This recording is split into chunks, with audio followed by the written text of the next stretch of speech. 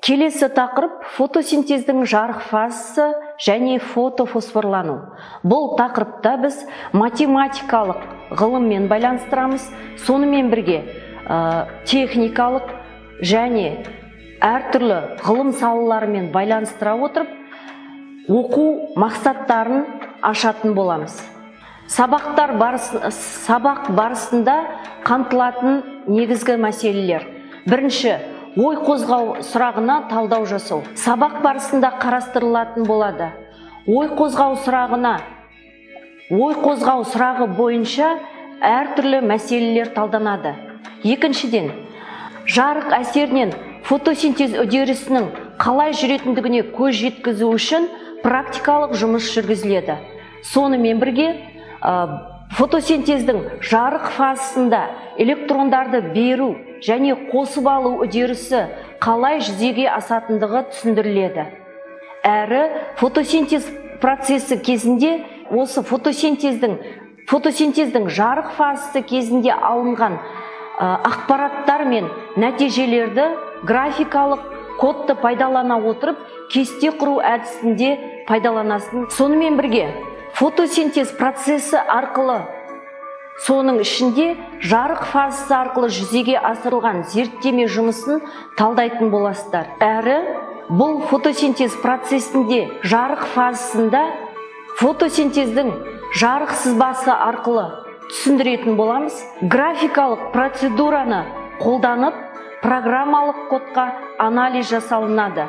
Сонымен бірге, фотосинтездің жарық фазасында электрондар ағыны қалай жүзеге асатындығын осы программалық код арқылы жасайтын боласыздар. Жарық толқындарын пружина түрінде қарастыратын болсақ, қай жағдайда энергияның түзілуі қарқынды болатындығын түсіндіріңіз. Ол үшін оқушылар пружиналарды алып, жұпта оның жиырылуын бақылап көрелік. Және нәтижені өзара талдайық. Бақылау нәтижесі бойынша жасалынған демонстрациядан шығатын қорытынды. Фотон электронға өзінің энергиясы мен импульсінің бір бөлігін береді, және оның қозғалыс бағыты өзгереді. Фотон энергиясының азаюы толқын ұзындықтарының шашыраңқы қозғалыстарының жоғарылауына әкеледі. Әр электрондардың соқтығысуы болған жағдайда энергия және импульстің сақталу заңы орындалады.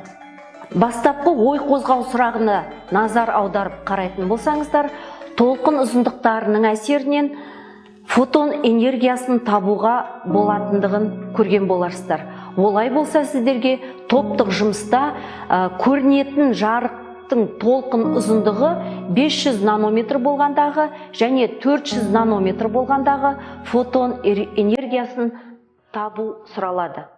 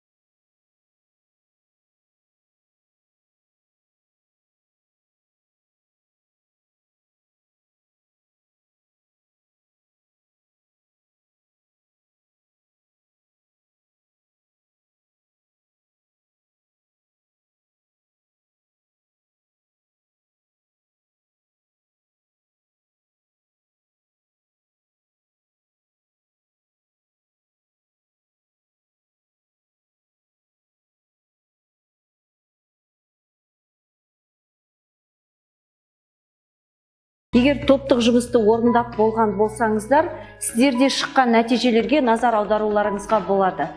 400 нанометр жағдайында энергия 3,1-ге тең болды, ал 500 нанометр жағдайында 2,49-ға тең болды.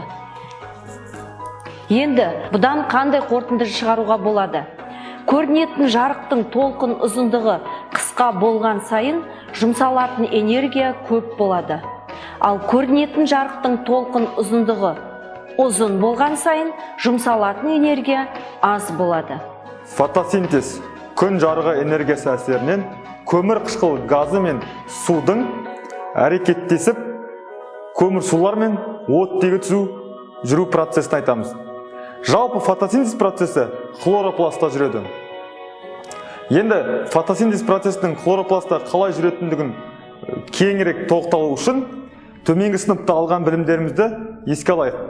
Ол үшін бізге тотығу, тотықсыздану реакцияларын білуіміз қажет. Жалпы тотығу, тотықсыздану реакциялары атомдардың, иондардың, молекулалардың тотығу дәрежелерінің өзгеруімен жүретін процестерді айтамыз. Тақтаға қарасақ, екі элементті мысалға ала аламыз. Бірінші элементті А элементі және екінші элементі Б элементі деп қарастырайық. Тотығу процесі кезінде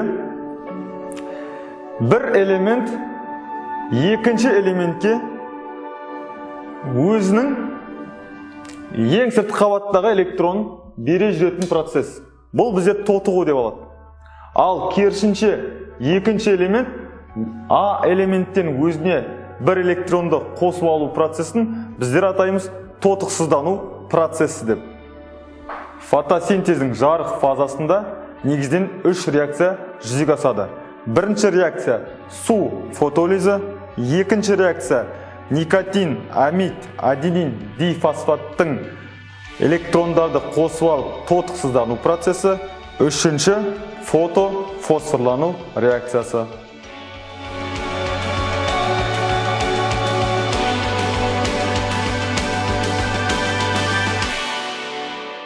оқушылар, келесі практикалық жұмысты топтық жұмыс ретінде орындап көрелік. Ол үшін фотосинтез үдерісінің жарық фазасы кезінде қалай жүретіндігін қарастыратын боламыз және зерттейтін боламыз. Практикалық жұмыс барысын орындау кезінде сіздер топта жұмыс жасайсыздар.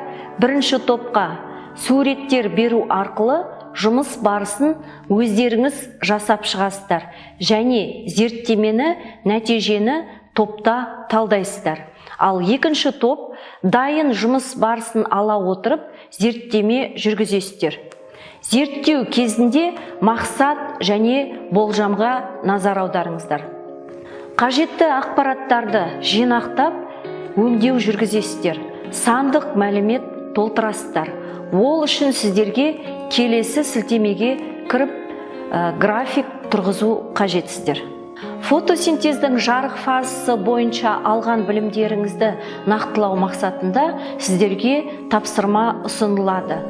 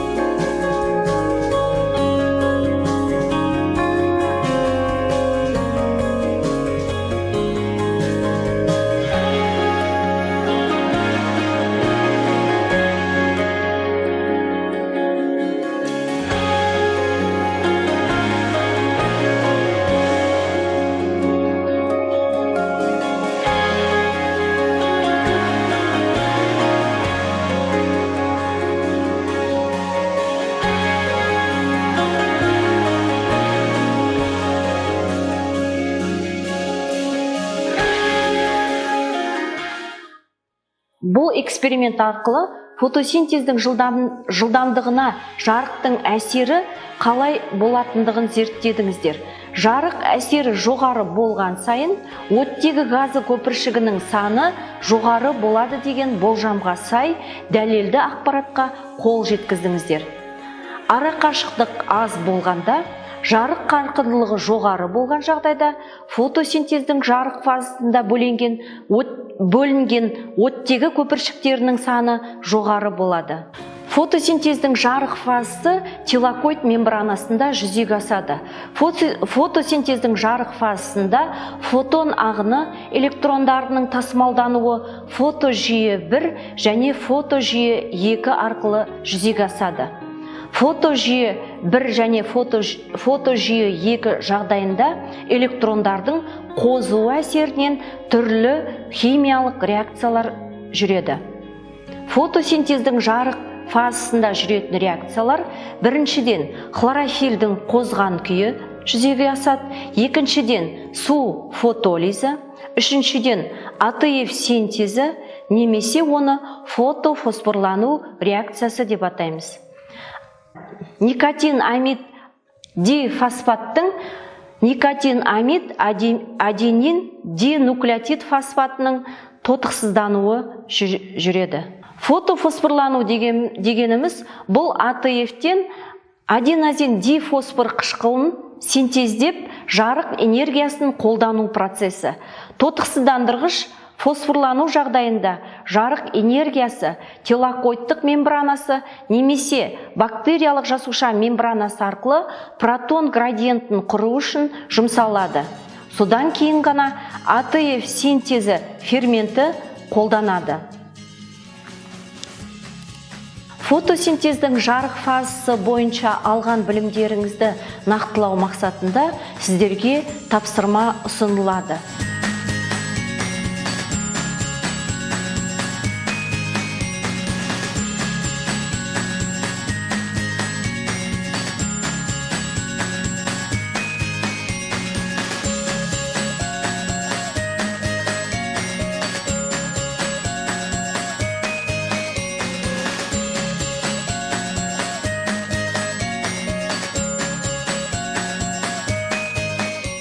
Фотосинтездің жарық фазасындағы алғаш білімдеріңізді фотон ағыны электронның қалай тасымалданатындығын Python программасы арқылы графикалық қозғалысын сызайық. Графикалық қозғалысын құру үшін Tkinter библиотекасын қосамыз. Tkinter бұл ТК кітапханасымен жұмыс істеуге арналған Python пакеті. Кітапханасында TCI бағдарламау тілінде жазылған графикалық қолданушы интерфейсі, графикалық интерфейс компоненттері бар. Графикалық пайдаланушылық интерфейс бұл қолданбаны ашқан кезде экранда көрінетін барлық терезелер, батырмалар, мәтінге арналған өрістер, тізімдер, радио батырмалар, құс белгілер және тағы басқа. Олар арқылы сіз бағдарламамен өзара әрекеттесесіз және оны басқарасыз. Барлық осы интерфейс элементтері виджеттер деп аталады. Қазіргі уақытта Python 2.7 және одан төмен нұсқасы үшін импорт Tkinter қолданылады, ал Python 3.0 және одан жоғары нұсқасы үшін импорт Tkinter деп яғни жазылып кетіп отырады. Tkinter дегенге назар аударсаңыздар, екеуінде екі түрлі болып жазылады. Немесе Python 2.7 және одан төмен нұсқасы үшін from, Tkinter, import және жұлдыз белгісін қоямыз. Ал Python 3.0 және одан жоғары нұсқасы үшін from, Tkinter, import жұлдызшасын қоямыз. ТК кез келген Tkinter қосымшасының негізгі класы болып саналады. Осы сыныптың нысанын жасау кезінде, яғни осы кластың нысанын жасау кезінде TK аудармашысы іске қосылады және қосымшаның негізгі терезесі жасалады. Виджеттерді жасау кезінде конфигурациялау болады. Бірақ кейде бағдарламаны орындау кезінде виджет конфигурациясын өзгерту қажет. Ол үшін configure әдісін қолданылады. Немесе оның синонимі config квадрат жақшаларды да қолдануға болады. Widget option new value деп жазып кетеміз.